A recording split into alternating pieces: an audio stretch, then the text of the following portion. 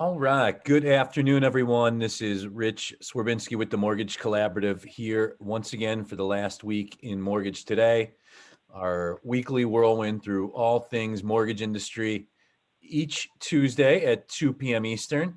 And once again, very excited I didn't think anybody would even log on to listen to this. So the fact we have a sponsor to me is a little mind blowing. And I want to thank our great partners and friends at MGIC for sponsoring today's episode. And before I introduce my co-host, I'm going to pass the baton to Carolyn Riviello from Regional Sales Manager from MGIC, who's going to actually welcome our co-host and is going to say just a few words to get us started here. So Carolyn, thanks for joining us. Thanks so much, Rich, and good afternoon to all the TMC members. We really appreciate the opportunity to sponsor today. I'm hoping most of you know MGIC. I'm thinking that you do, but we're a mortgage insurance provider that joined TMC about a year ago. And we're hoping, you find that as a TMC member, we have competitive rates backed by amazing service. But wanted to talk a little bit today about just real quick 2 initiatives. Training has been always a key to our value-added proposition. And there's been 2 very popular training programs that I want to draw your attention to. One of them, we sell out. It's capacity every time, and it's evaluating self-employed, unfortunately, during these COVID times. So just wanted to draw your attention to that. And second to that has been something we've had called Harnessing the Power of Social Media. Social media today, as we all know, helps us stay connected to our customers. It helps us target audiences. It helps us build our brand. And along with our social media training, we have a whole cafe that has tools and content to help you stay front of mind. So wanted to just mention those 2 in particular because they're very new and very popular within the company today. Our training calendar is available on our website and can it also be delivered via email at the beginning of each month. Secondly, I'd like to make you aware of an initiative that was just announced last week. And this is along with a TMC preferred vendor too, the Mortgage Coach. And many of you are probably familiar with the Mortgage Coach. It helps loan officers be more than just someone that delivers an interest rate, but a trusted advisor whereby they can log onto a platform and provide a variety of different loan programs for their clients. Great news, MGIC last week became embedded in their platform. So we're really excited about that. And it's available today. So if you want any more information on either our training programs or the Mortgage Coach, you can go to our website, mgic.com, or you can connect with your account manager.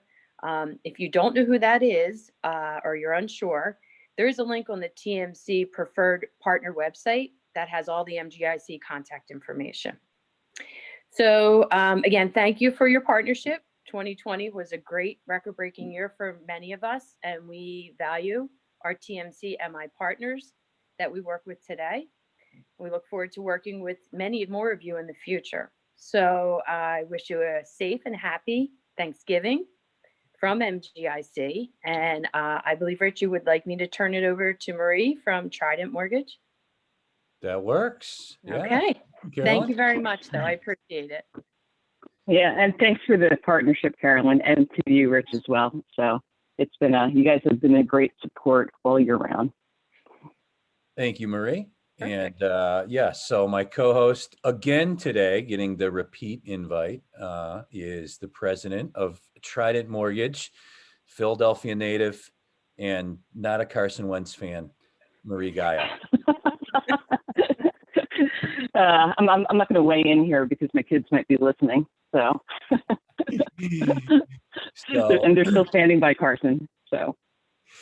And Carolyn, one other thing real quick. We're going to start doing more of these, we do these Zoom videos and then we record them as podcasts and load them to our YouTube channel where they get a lot of, views and engagement. And it's been very positively received by the network. So we're going to start doing more of it in the first quarter. So one of the shows I've been tasked with doing monthly is like a housing related stocks show, which is cool. I love stocks and the stock market. It's a hobby of mine.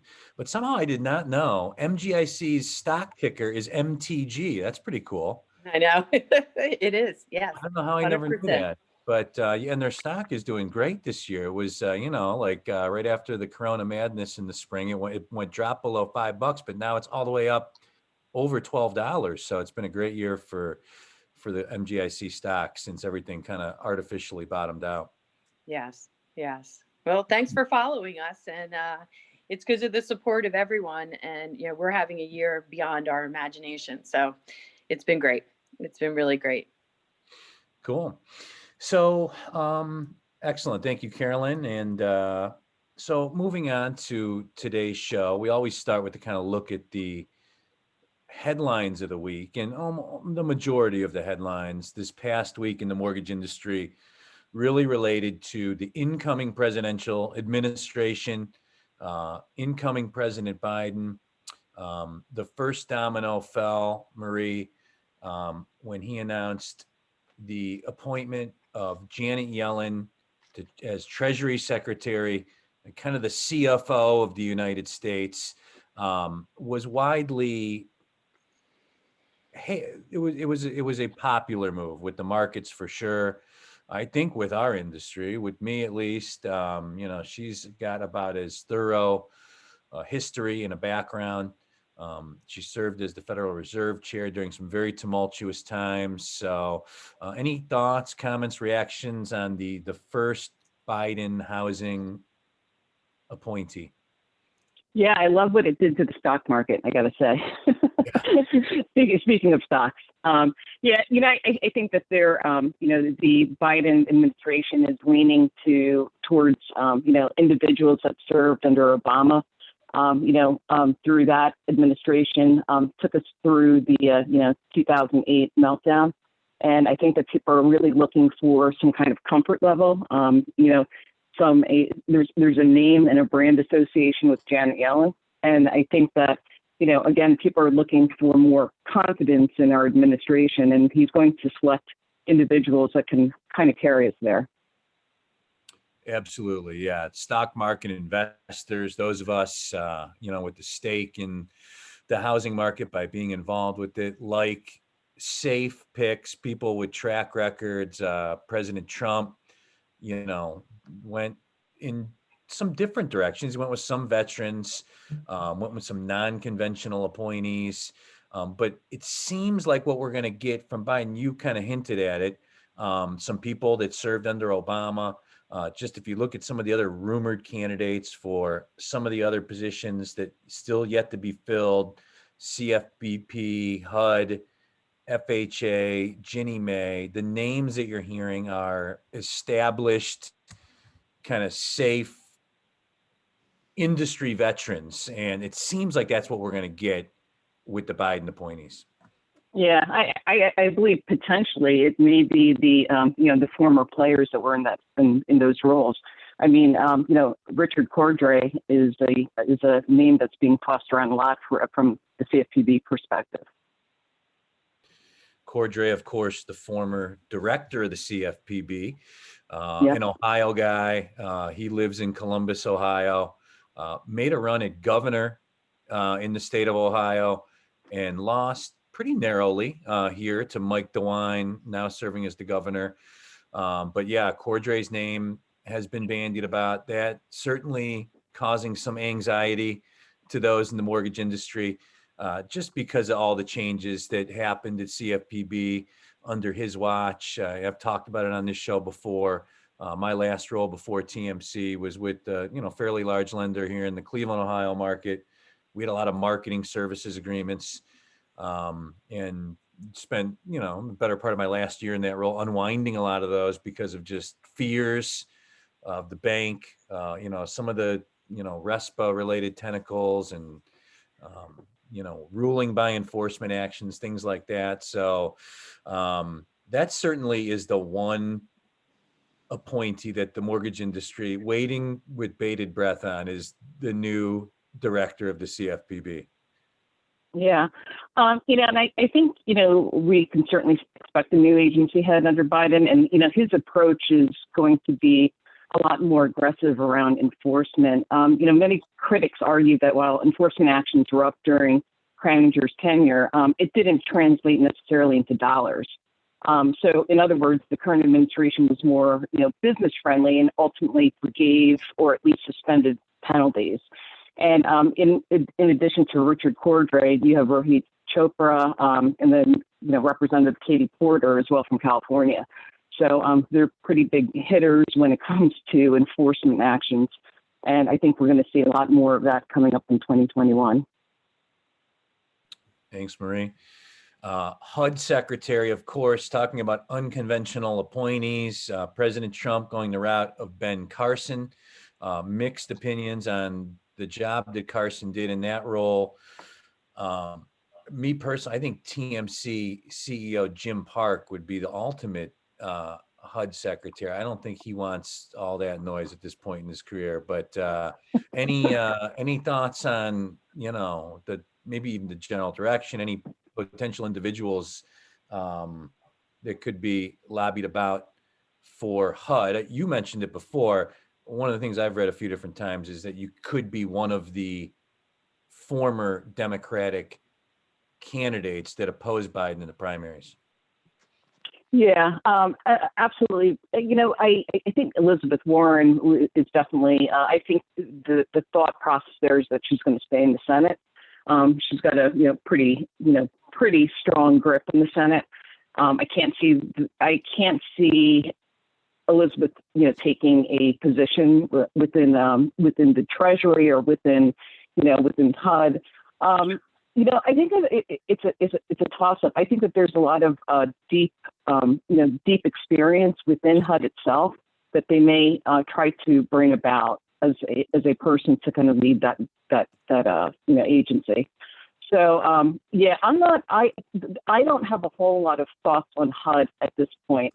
I'm still trying to get my arms wrapped around all the appointees that are kind of like the bigger positions that are obviously identified at this point. So it's pretty interesting. I do believe that they are going to go to somebody from a well of experience and somebody who's probably served in the Obama administration. Treasury Secretary, a big one, and as you kind of noted there, I mean, much more direct impact on monetary financial policy, ultimately a lot of the things that impact housing with the Treasury Secretary role. Senator Warren was one of the people that was rumored to be a candidate for that. I think that would have freaked out the stock market. I think that's one of the reasons the markets reacted so positively to the Yellen news, is that Warren was, I think, one of the people that people were expecting could possibly get the nod there. But as you kind of noted, the HUD secretary, it's not. There are certainly roles with more impact, including FHA commissioner. In my opinion, that's one you could see maybe unchanged. Brian Montgomery, good friend of TMC, has been, in my opinion, incredible in that role. And he has served under Republicans. He has served under Democrats. He has served in different roles under both. So maybe one of the positions that you could see that would go unchanged to the extent that Brian is interested in continuing on. Yeah, absolutely. And he has done a great job. So, I do think that there's going to, those individuals that serve across party lines, I do believe have a chance of staying in their current roles or, possibly moving into a bigger role. Absolutely. Moving on, other potential changes, obviously the future of Fannie and Freddie. A lot of us in the industry, waiting in the balance to see what happens there, was clearly heading down the path of exiting conservatorship under the current FHFA director, Mark Calabria. Biden has not mentioned anything yet as to whether or not, he is likely to stay with Calabria and down the path of exiting conservatorship, or kind of putting the brakes on that. If we remember, going back to the beginning of the Obama administration, President Obama was very much publicly out there saying that he wanted to have the agencies, the GSEs, leave conservatorship. It just never quite made it to the top of the to-do list because the system was kind of working. Right. Right now, I could see the same thing happening. There are some that have speculated that Calabria could stay in the role. I don't see any chance of that. Any thoughts on what could happen with FHFA director and the future of Fannie and Freddie? Yeah, well, I believe right now, actually, like in the next couple of weeks, the Supreme Court's opening up arguments in early December, right, challenging the constitutionality of the structure of the FHFA, which is much like what happened with the CFPB challenges a few years ago. So, and essentially, Biden's administration and the new incoming president has they reserve the right to, fire the director at will. So, my bet is that he will probably, take that position, probably offer it to somebody else. In terms of the future of Fannie and Freddie, I think that his approach is going to be different as far as housing reform. And, given that Biden himself was part of the conservatorship and deprivatization of the agencies in response to the past housing crisis, I believe that his administration is going to remain a little skittish, so to speak, given the state of the economy. So, when I look at Calabria, since assuming the post at FHFA, he's been focused in on a recapitalization efforts of those two agencies and, bringing shareholder value after investors haven't been, receiving any dividends. The profit sweeps have been used to pay back the U.S. Treasury's bailout. With Biden, however, under the conservatorship, I think that he would seek longer term to, continue to reduce the risk to taxpayers while increasing affordable housing and lowering borrowing costs. So I kind of see that Biden will use the conservatorship as a lever to spur items that are on his agenda.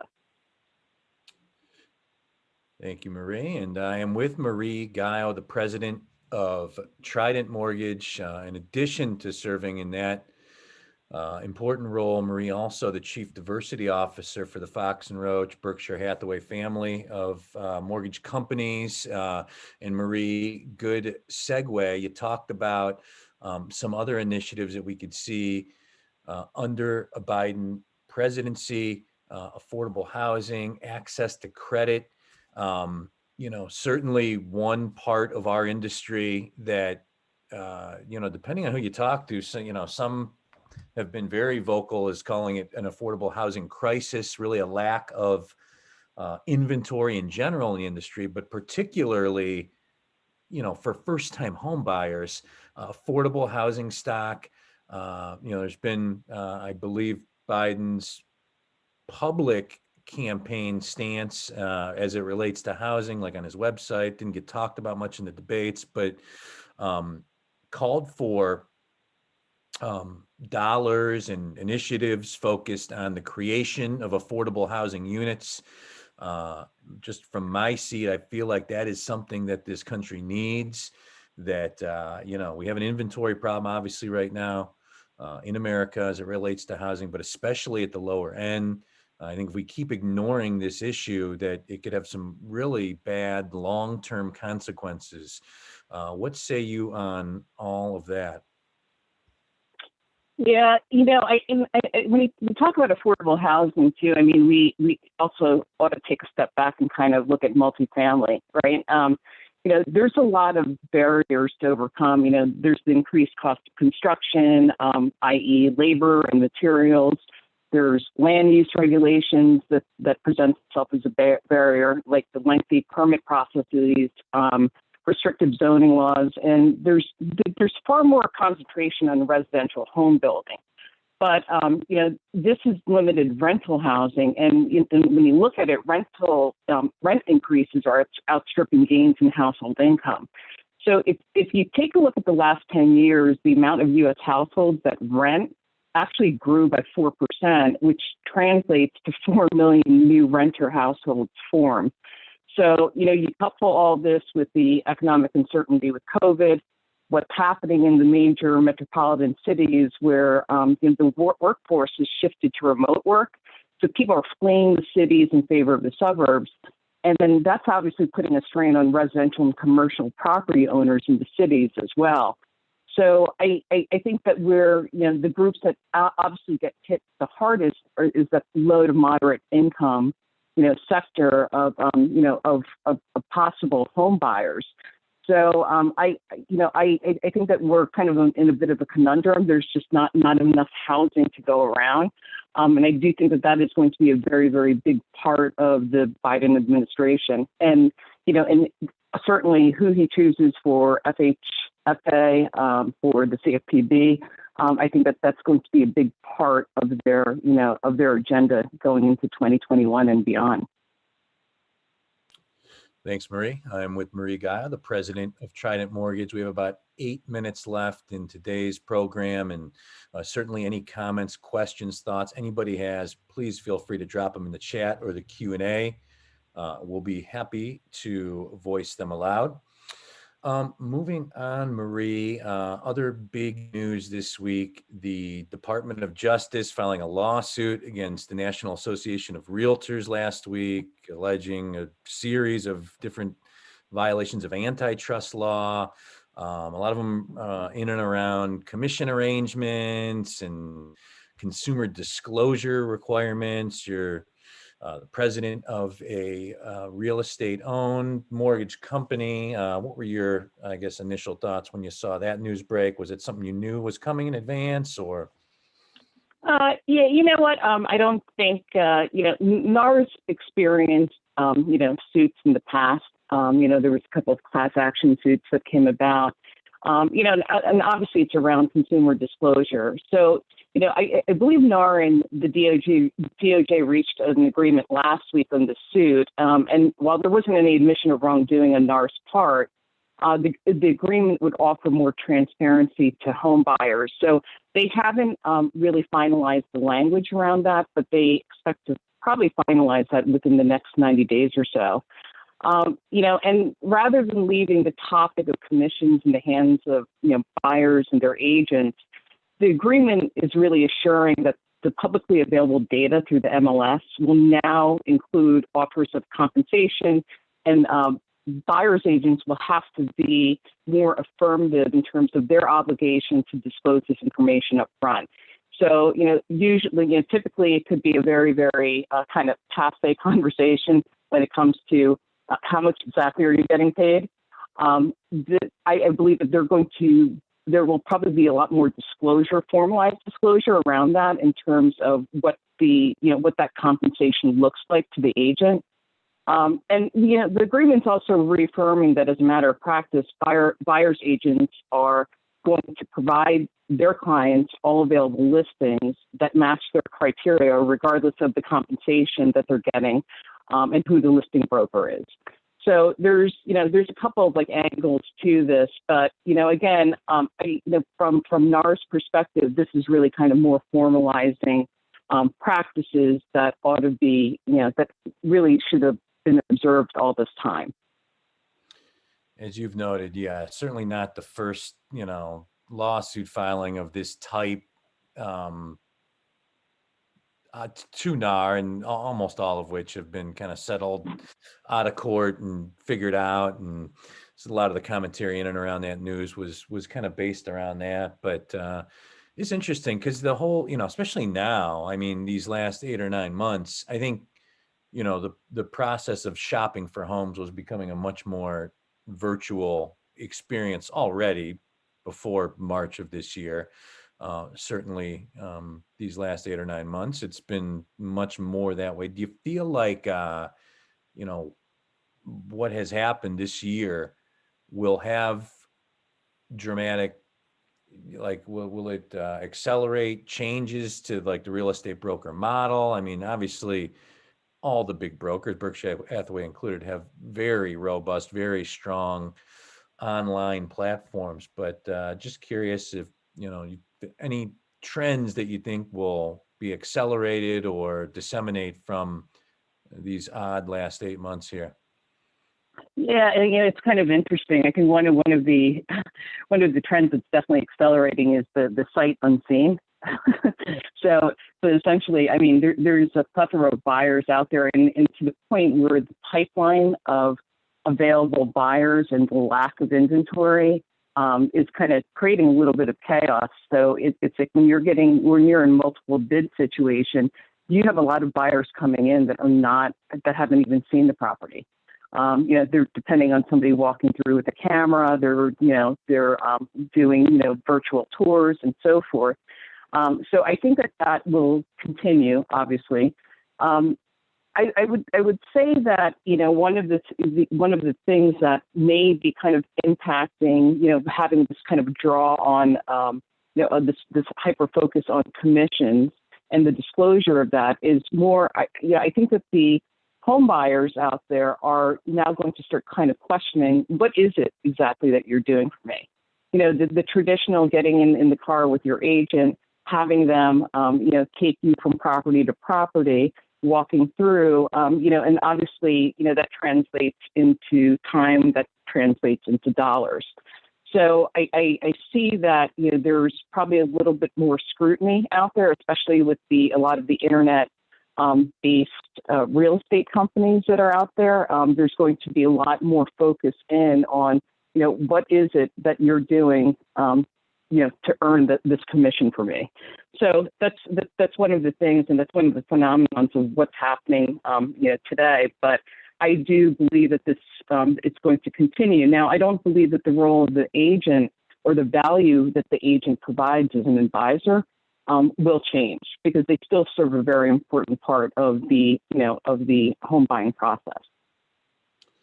Very similar to the mortgage loan originator. I think people have been predicting the end of the human realtor and mortgage loan originator for a long time. At the end of the day, the largest purchase of most people's lives, no matter, how much we think the trends are changing with younger home buyers, at the end of the day,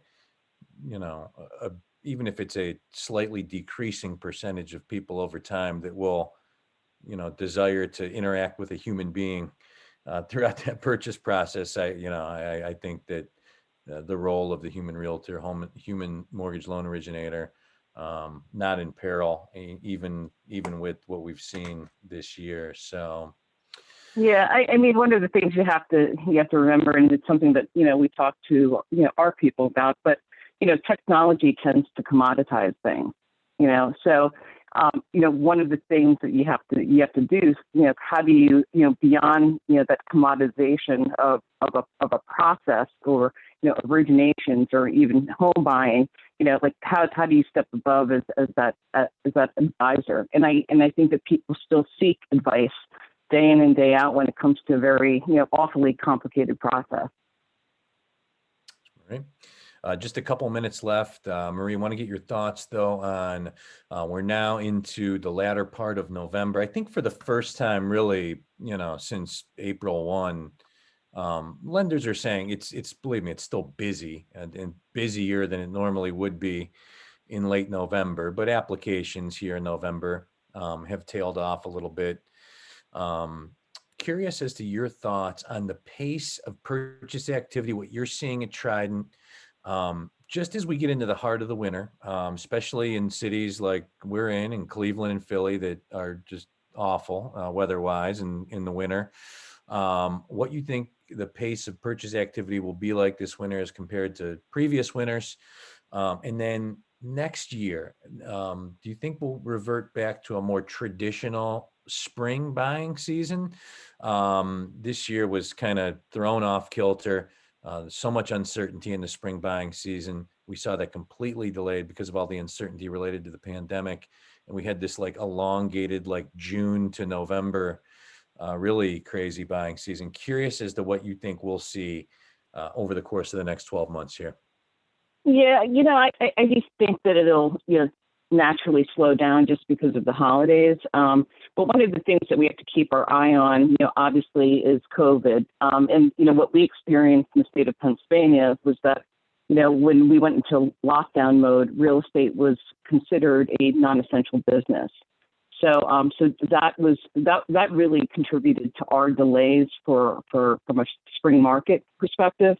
But for us, we always say the start of spring market is the Monday after Super Bowl, and I could tell you that I do believe that come that Monday after Super Bowl Sunday, I think that it's going to be pretty explosive in this market. Yes, COVID can slow things down, but we have to understand that there is a pent-up demand. It's going to slow for the time being, but there's a pent-up demand because of that lack of inventory. So I think it'll be a great seller's market come February, March of this, of 2021. But you're going to have a very strong pipeline of potential home buyers out there. Thanks, Marie. Well, we are just about out of time for the week, but Marie, want to thank you once again for answering the bell and agreeing to come back on and co-host with me this week. I really always enjoy talking about. Always a pleasure. Want to thank all the attendees. As always, we will distribute this to our YouTube channel and record this as a podcast where a lot of people listen to it. We will be back here once again, same time, same place next week, 2:00 Eastern every Tuesday for the last week in Mortgage Today. Thanks, and have a great afternoon, everyone. Take care. Thank you. Thanks, Marie.